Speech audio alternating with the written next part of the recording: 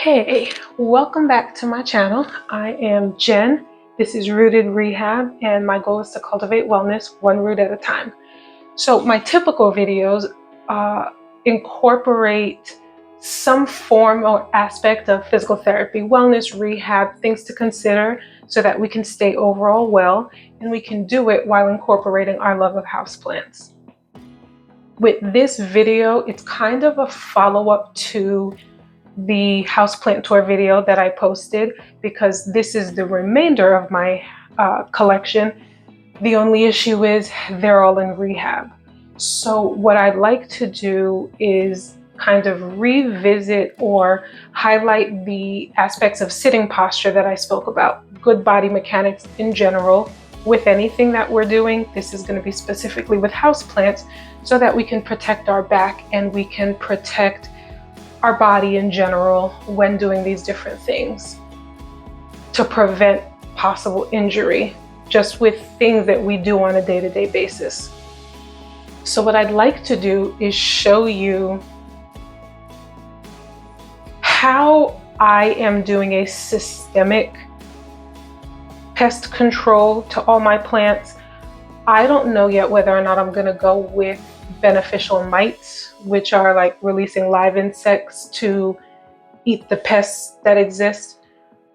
For now, I'm using the tools that I have. I am not saying that this is a recommendation. In terms of recommendations, neem oil is one of those things that people speak about. Horticultural soap is something else.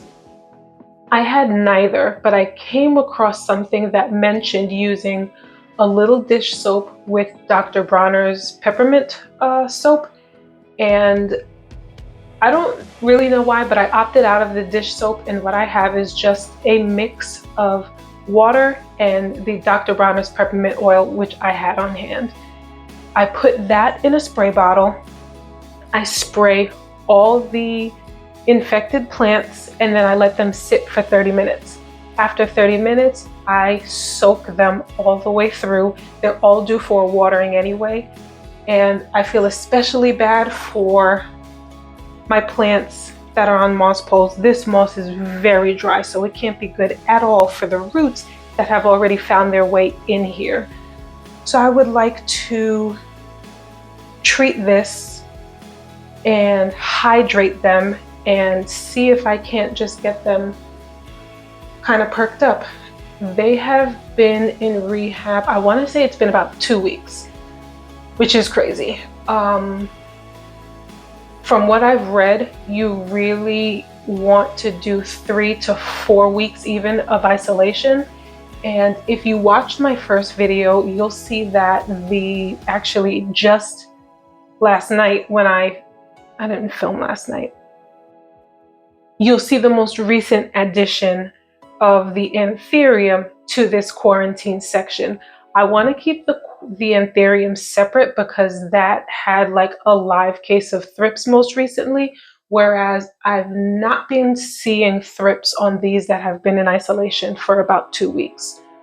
So I'm going to treat them, let them sit for 30 minutes, give them a good bath. I want to get them back into, like, for example, this cutting that my girl gave me is a gorgeous, gorgeous monstera leaf. I want to try to get it to root.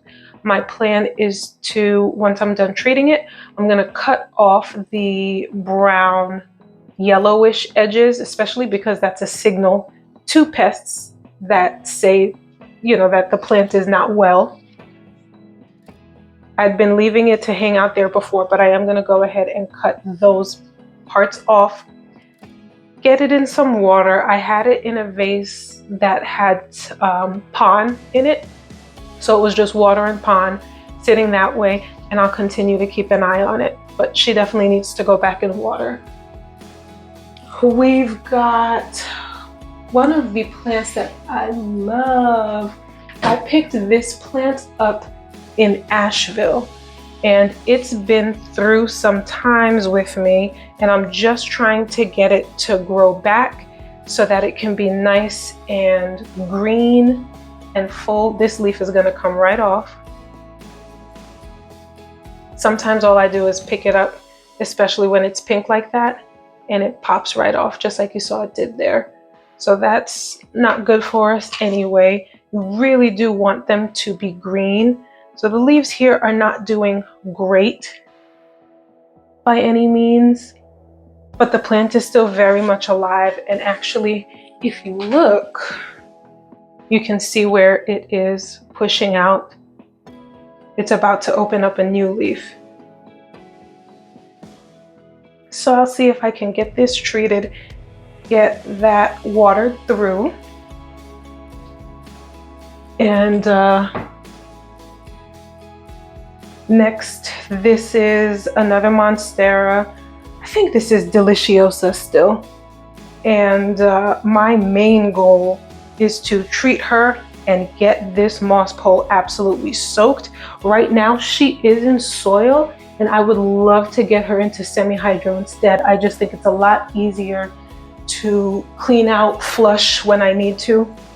I've got some concerns that maybe there are pests that could have eggs and or be living in either the soil or the moss itself. I don't know how embedded into the moss some of these roots are.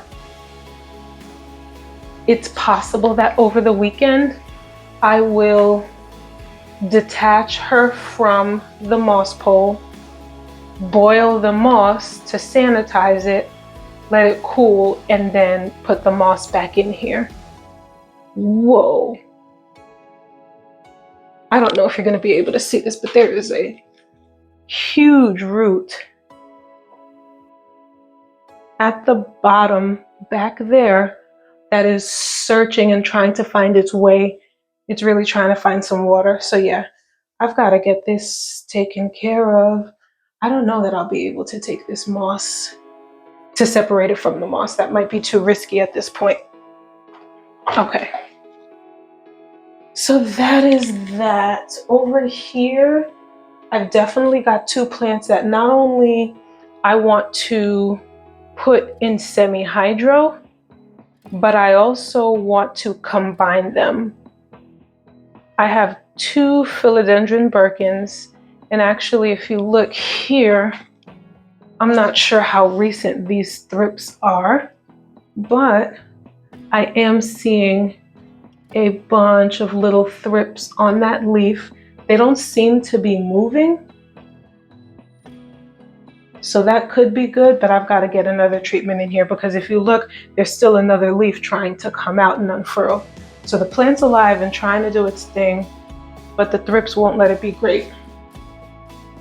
So philodendron Birkin, and I've got two of them. This second one looks a lot better, so I just want to combine them. That'll be the plan. I'm also gonna cut away anything that looks like that, like this yellow leaf. That's just a call for all the bad things. That's gotta go. We'll get rid of that. Okay.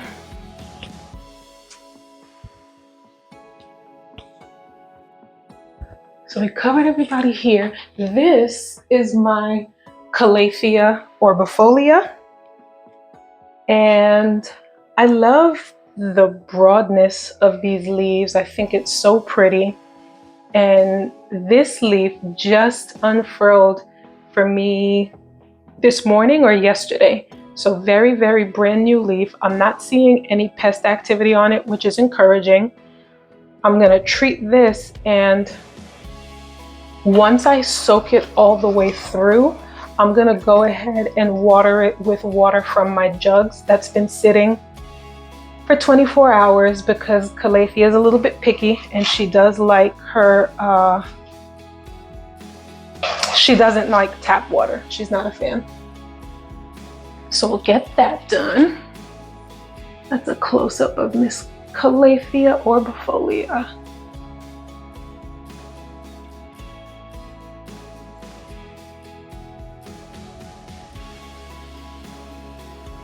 Over here, I actually have another mican. So it was the one mother plant that I started with that I just kind of propagated in different sections and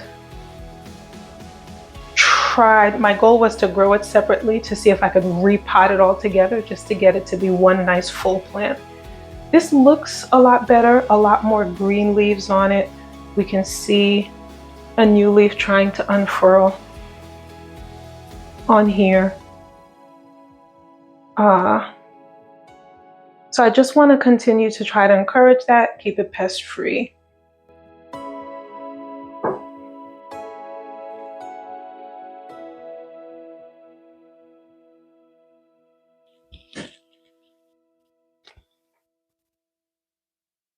This beauty right here is another calathea. It's a rose something or another calathea. The name escapes me. I'll put it on the screen. But I love the bright kind of violet undersides. Again, the big broad leaves I think are just so pretty. Ideally, I would love to get her in semi-hydro as well. But my goal for today is just to give her treatment, let her sit, soak her through. And also I think there's not very many, but like maybe if I don't remove this whole leaf, maybe I'll just remove the part with the brown.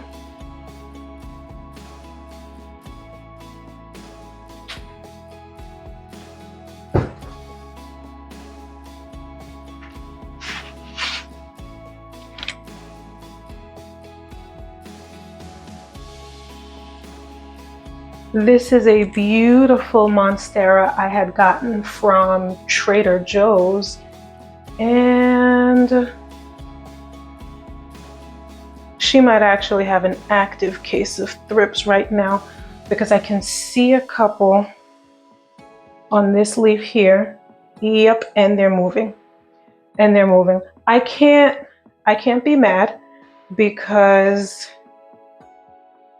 based on the life cycle of a thrip, you are supposed to treat every 3 to 4 days. And life gets busy and I don't have an opportunity to do so. So it's been over a week since I treated. So I've really got to get in here with the treatment. And just so you know, when you are not sure what's going down with your plants, you've kind of tested out a variety of different solutions and nothing seems to be working, one of your big signs that you might be dealing with thrips is this leaf right here. That random yellow spot right in the center. That's a classic sign of thrips because they just start eating away at a certain section of the leaf. So if you see any of these, that's your cue. I saw a little bit of that on my anthurium. And especially a heads up, anything like this right here, that's a new leaf starting to unfurl. Thrips especially love like baby leaves, attacking those.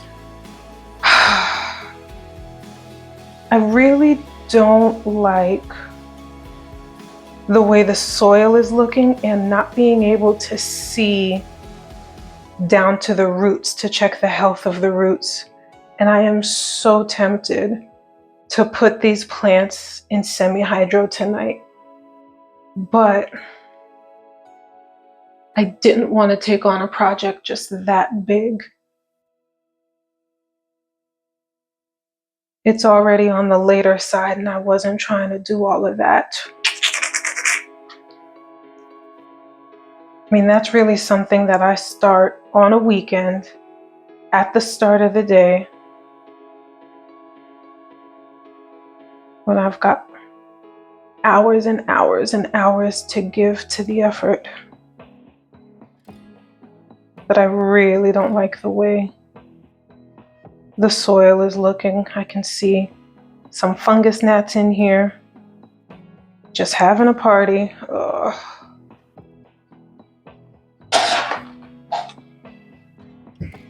Here is a small,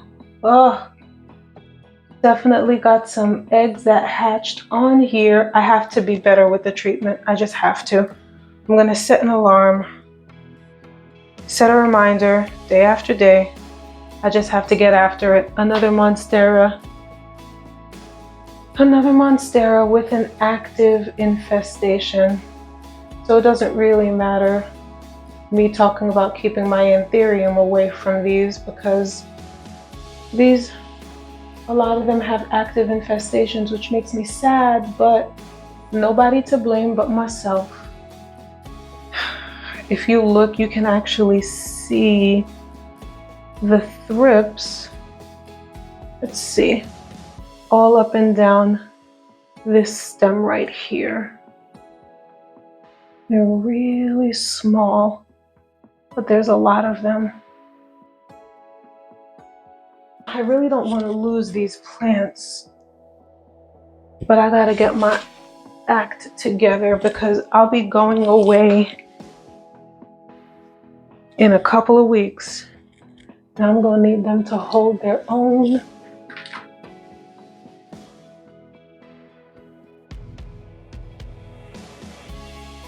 Okay, over here I've got my rubber plant, Ficus elastica, I believe. So this is really pretty. I like the size and the shape of the leaves. But again, I just need to make sure I'm staying on top of the treatments. I just recently changed the soil that it was in. So I think this is a better soil for it. Or rather, the pot size. The previous pot that it was in, the roots were struggling. They were coming out on the top, through the bottom. So I just sized the pot up by a couple inches.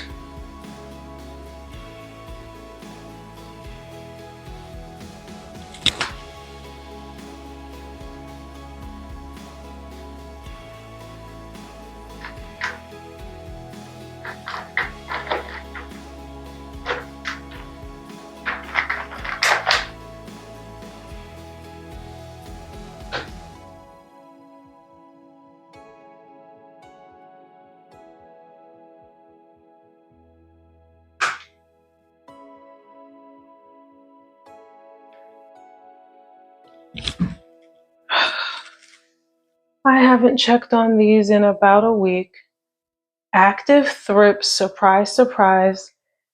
They definitely seem to have demolished that leaf because that was not yellow like that the last I checked on it, but it's at the top of my shower, so I don't always get eyes on it, and I just need to do better.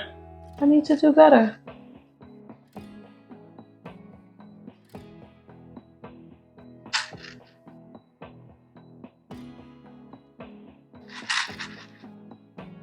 It's still trying to push out new growth here. Here, here, here. So it's still trying to put in work. I just gotta help it get there.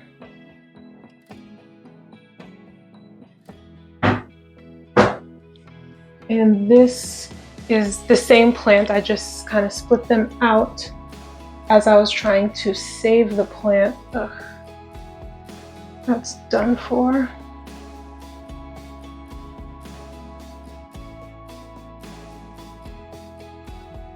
There are some leaves, depending on what they look like, it just makes sense to take them off and let the plant put its energy into putting out some newer ones, because the older leaves are just too damaged. Yeah, okay. Time to get to work. Using a spray bottle, I spray down all the foliage of my infected plants. I try to make sure I get the stems and in all the crevices, and I even spray a light layer on the substrate, whether that's soil or semi-hydro. Once I'm done spraying the last plant, I set a timer for 30 minutes and I just let them sit.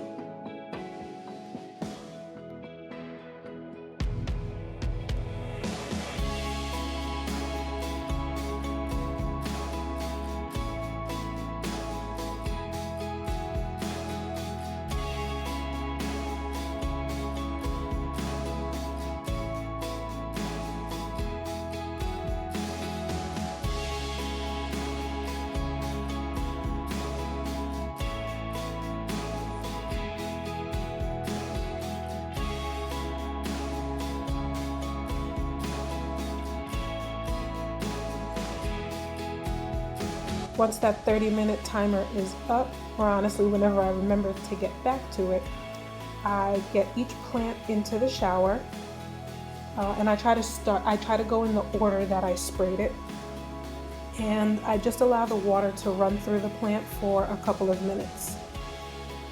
That's one of the reasons why I typically try to find the right balance of waiting until the plant needs watering.